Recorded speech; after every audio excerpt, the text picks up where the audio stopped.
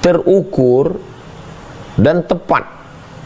Sebetulnya masyarakat itu nggak banyak yang diminta masyarakat itu. Masyarakat cuma minta 5. Dia mau bayar pajak. Yang dia minta cuma 5. Yang pertama, jalannya bagus. Jalan dulu. Karena dia mau keluar rumah, naik motor, naik sepeda, jalannya mesti bagus. Dari mana jalan dibangun? Dari pajak. Yang kedua, anaknya sekolah, biayanya murah. Gratis. Eropa, Mesir, Al-Azhar tuh dari mulai TK, SD, SMP, SMA, S1, S2, S3 gratis. Saya 4 tahun di situ gratis, dapat beasiswa lagi. Yang ketiga, tamat dari sekolah, mudah kerja, lapangan pekerjaan. Andai pun dia belum dapat kerja atau sudah pensiun, ada subsidi makan. Harga makan itu murah. Kenapa? Karena ada subsidi. Yang kelima, kalau dia sakit, ya syukur-syukur gratis. Kawan saya sakit usus buntu, gara-gara makan cabai, bijinya tak dikunyah, menumpuk biji cabai di dalam. 2.000 pon. Tunjukkan kartu Al-Azhar, majanan, free, gratis. Jadi sebetulnya di mana-mana ada orang susah. Di Mesir ada orang susah. Di Malaysia saya pergi ke kampung, ya macam kampung kita juga, cuman mereka nggak susah-susah kali.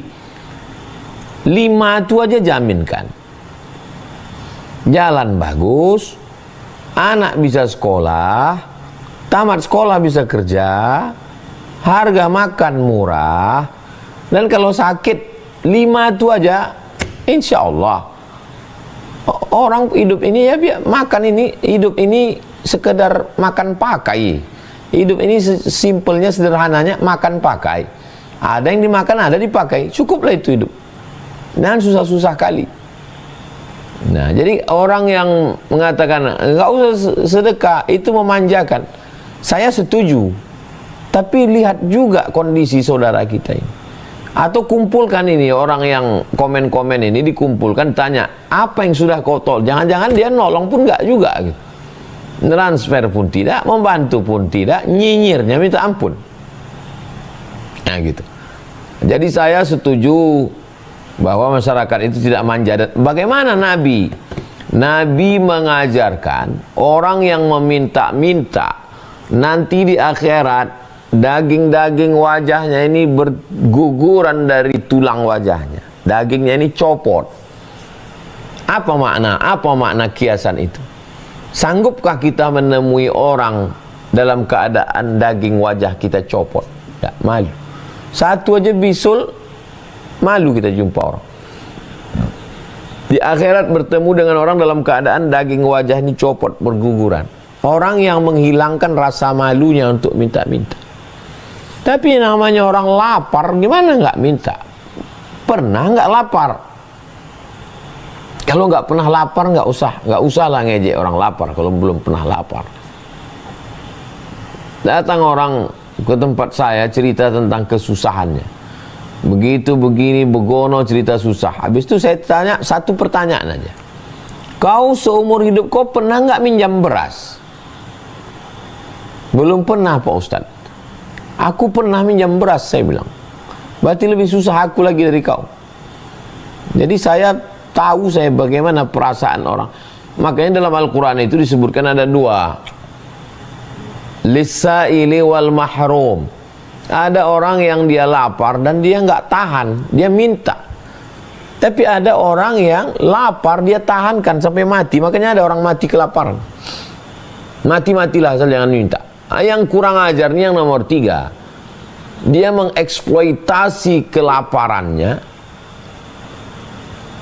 menjual kelaparan. Nah ini yang jahat ini. Makanya kita yang bergerak di bidang ini juga selektif kita.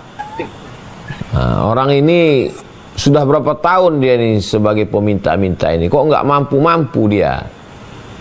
Tapi kita juga bisa kejam juga, karena nggak bisa standar Malaysia, standar Eropa kita bawa ke sini. Nah, jadi makanya saya jawab di awal tadi, ini tidak sesederhana yang kita pikirkan. Kalau di Malaysia, di Brunei Darussalam, orang tidak makan, ya bisa jadi dia karena dia malas kerja, bisa jadi begitu. Tapi tempat kita, semangat pun dia kerja, dia mau kerja di mana? Nggak ada lapangan kerjanya. Berapa S1 yang tidak dapat pekerjaan yang layak? Nah itu, jadi kita masing-masing mengoptimalkan, bagi pemberi juga, bagi yang mengelola bidang sosial ini juga menseleksi, upayakan selektif.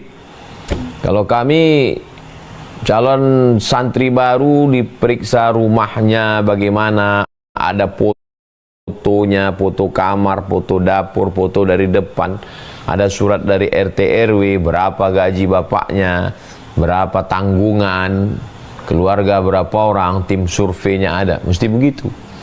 Nah, dan kemudian ada yang memang dia produktif, dia bisa nyuci, bisa nyetrika, ya belikan mesin cuci, belikan setrika, buatkan kursus laundry, bagaimana penggunaan deterjen, pewangi, bagaimana supaya rapi. Dia bisa buka laundry kecil-kecilan. Yang selama ini pikul, gorengan pikul, belikan yang bisa pakai motor supaya dia bisa keliling jualan. Tapi ada yang nggak bisa sama sekali. Janda tua, orang laki-laki tua renta, hidup sebatang kara, itu nggak bisa kita suruh jualan. Dia itu memang konsumtif. Sebulan berapa makan dia? 1 juta. Kasih dia 12 juta untuk setahun. Memang begitu pemberiannya, zakatnya begitu. Nah itu.